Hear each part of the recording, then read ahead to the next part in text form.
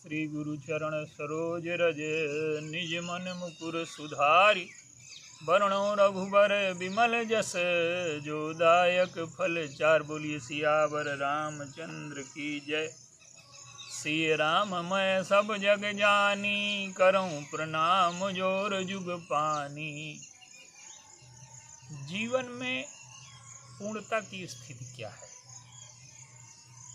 जब किसी वस्तु का अभाव न रह जाए, अतृप्ति न रह जाए, दुख न रह जाए, पीड़ा न रह जाए।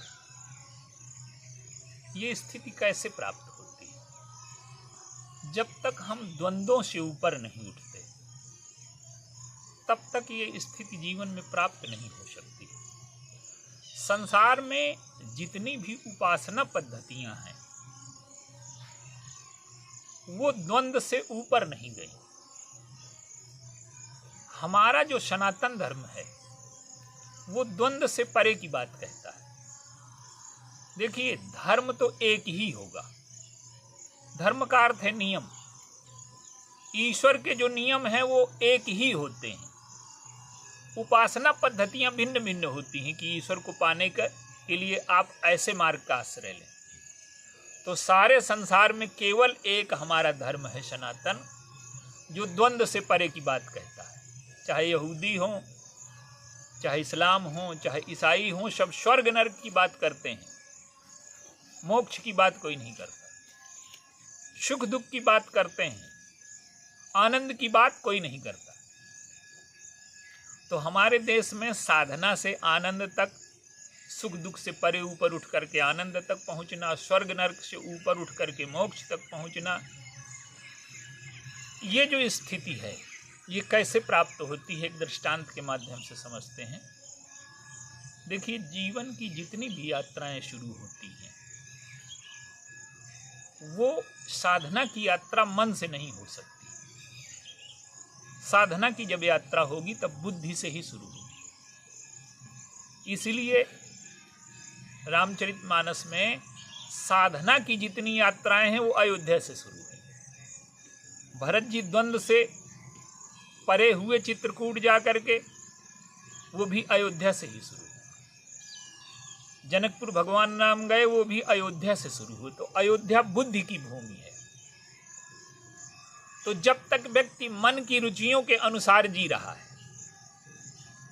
मन और शरीर जैसा कह रहे हैं वैसा चल रहा है, वो विषयी है, वो साधना में उसने प्रवेश नहीं किया, और वो सुख दुख से मुक्त ही नहीं हो सकता। तो भगवान राम जब जनकपुर गए, तो जनक जी महाराज की प्रतिज्ञा क्या है? जो इस धनुष को तोड़ देगा।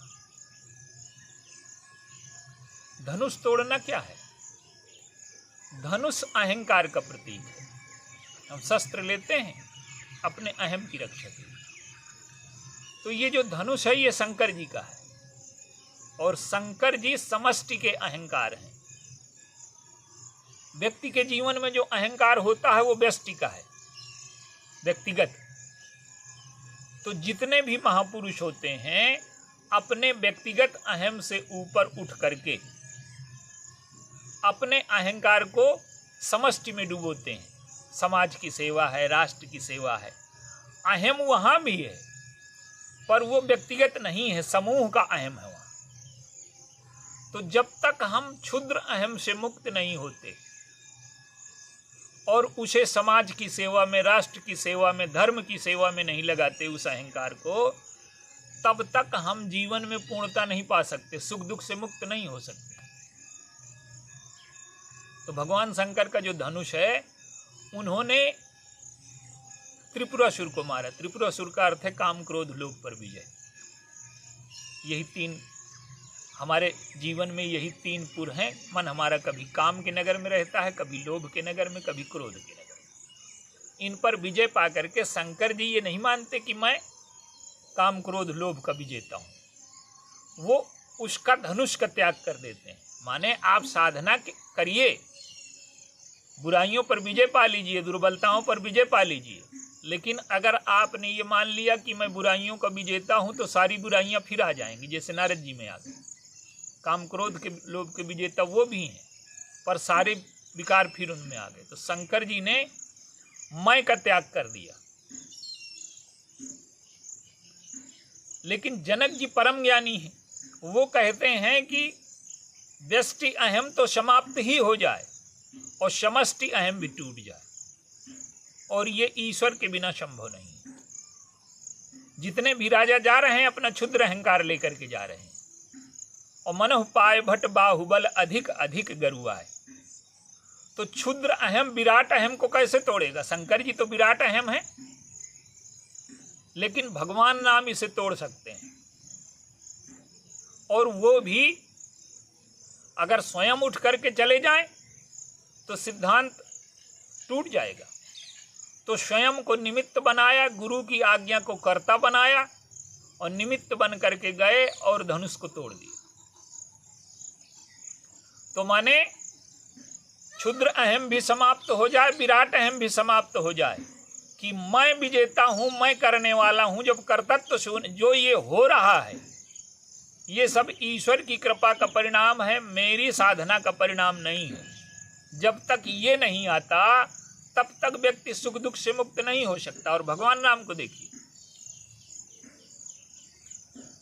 भगवान राम के जीवन में सुख दुख का सदुपयोग है। हम सुख दुख को केवल अपने से जोड़ते हैं। हम अगर दुखी हैं तो हमें लगता है कि सब लोग हमारी मदद करें। हम सुखी हैं तो हम जो है दूसरों को सुख नहीं बांटना चाहते।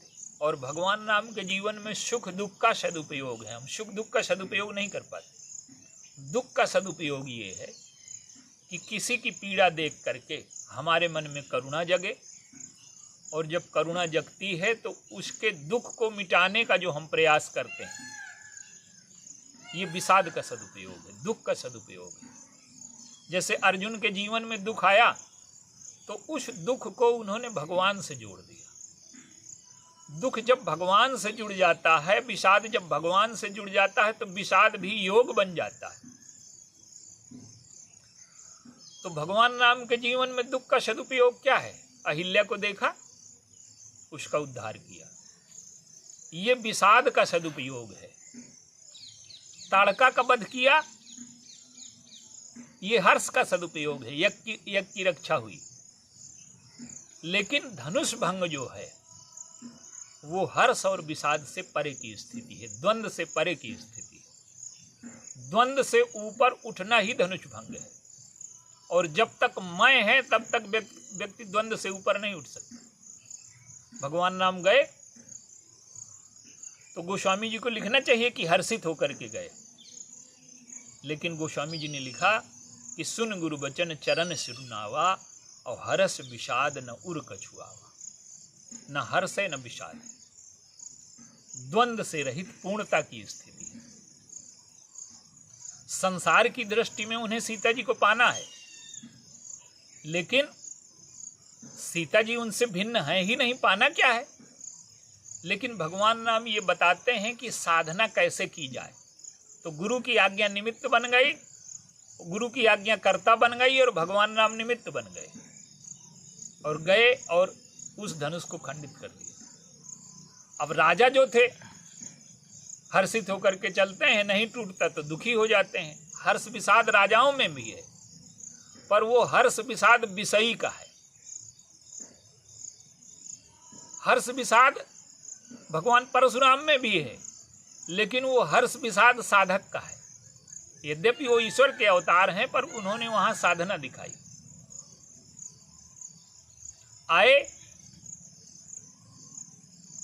भगवान राम, लक्ष्मण ने प्रणाम किया तो प्रसन्न है, धनुष को देखा तो विषाद है। और संसार में हर्ष विषाद एक दूसरे से टकराता है। हम किसी की वस्तु छीन करके ही पाते हैं, तो जब हम पाते हैं तो हमें सुख होता है, जब उससे चली जाती है तो उसे दुख होता है। तो भगवान राम में न हर्ष है न विषाद है, वो हर्ष और विषाद से परे हैं। सीता जी को पाने में हर्ष नहीं है, और भगवान परशुराम फरसा लिए खड़े हैं सिर काटने को, तो उसमें विषाद नहीं है। भगवान परशुराम को उत्तर कैसे देते हैं? हृदय न हरस विषाद कछु बोले श्री रघुवीर। जब धनुष तोड़ने चले तब भी हर्ष विषाद नहीं, और धनुष टूट गया और फरसा चलने को तैयार है तब भी हर्ष विषाद नहीं। तो ये जो द्वंद्व से रहित स्थिति है, ये बहुत कठिनाई से जीवन में आती है, जो जीवन की चरम अवस्था को पहुंच जाता है। द्वंद्व से रहित स्थिति से भरत जी भी हैं, वो साधना से पहुंचे चित्रकूट में, वो विषय बड़ा हो जाएगा। तो जो धर्म है, जो सनातन है, वो कहता है कि हमें विषाद कहाँ लगाना है, हमें हर्ष कहाँ लगाना है, और जब तक व्यक्ति में कर्तृत्व है तब तक वो हर्ष और विषाद पर, दुख और सुख पर विजय प्राप्त करके आनंद तक नहीं पहुंच सकता। देखिए, मानस रोगों में वर्णन किया गया कि हर्ष भी रोग है। अब ये बात बहुत कठिनाई से जीवन में समझ में आ सकती है। दुख तो व्यक्ति दुख को मान सकता है कि रोग है, पर हर्ष को रोग मान ले। लेकिन हर्ष या सत्कर्म ये सब स्वच्छता के साधन है। तो अंत में जब व्यक्ति अहम से मुक्त हो जाता है, भगवान राम अहम से मुक्त हो गए, जब अहम से मुक्त हो गए, कर्तृत्व से मुक्त हो गए, फलाकांक्षा से मुक्त हो गए, तो हर्ष विषाद से रहित द्वंद्व की स्थिति है। भगवान राम के जीवन में एक और स्थिति आती है जो व्यक्ति के लिए संभव नहीं है। विषाद का अवसर है, राज्य छूट रहा है, 14 वर्ष वन में रहना है, लेकिन वो प्रसन्न है। तो छूटने में जब सुख हो, ये तो बहुत बड़ी बात है, ये सबके जीवन में नहीं आती। तो भगवान राम ने मैं से मुक्त होकर के, हर्ष विषाद से मुक्त होकर के हमें ये बताया कि अगर हम हर्ष और विषाद को व्यक्तिगत शरीर से जोड़े रहेंगे, अपने सुख से जोड़े रहेंगे, अपने परिवार से जोड़े रहेंगे, तो हम कभी भी हर्ष विषाद से मुक्त नहीं हो सकते। तो इस हर्ष विषाद को साधना में लगाएं, अपने अहंकार को समाज की सेवा में लगा करके अपने अहंकार को डुबो दें, और दूसरों का दुख देख करके करुणा उत्पन्न हो, उसके दुख दूर करने का प्रयास करें, और दूसरों के सुख में प्रसन्नता हो। हर्ष विषाद से जब व्यक्ति मुक्त हो जाता है, अहम से मुक्त हो जाता है, तो उसके जीवन में पूर्णता आ जाती है। और ये द्वंद्व रहित स्थिति, यद्यपि भगवान ईश्वर हैं, लेकिन अवतार लेकर के मनुष्य को ये बताया कि हम द्वंद्वों से परे उठ करके जीवन की पूर्णता को कैसे प्राप्त करें। और जीवन की जब पूर्णता हो जाती है, हम द्वंद्व से परे हो जाते हैं, सुख दुख से परे होकर के जब आनंद तक पहुंच जाते हैं। आनंद एक ऐसी स्थिति है कि फिर उससे कभी व्यक्ति नीचे नहीं गिरता। तृप्ति, ऐसी तृप्ति मिल जाती है जो कभी अतृप्ति में नहीं बदलती। यही जीवन में पूर्णता की स्थिति है, और द्वंद्व से ऊपर उठना ही साधना है। और ये केवल वही कर सकता है जो मन से ऊपर उठ करके बुद्धि में जाए, और बुद्धि से ऊपर उठ करके चित्त में चला जाए, और अहंकार समाप्त हो जाए। ये स्थिति जब मनुष्य के जीवन में आती है, तब द्वंद्व से ऊपर उठता है और जीवन में पूर्णता प्राप्त होती है। बोलिए श्री राम।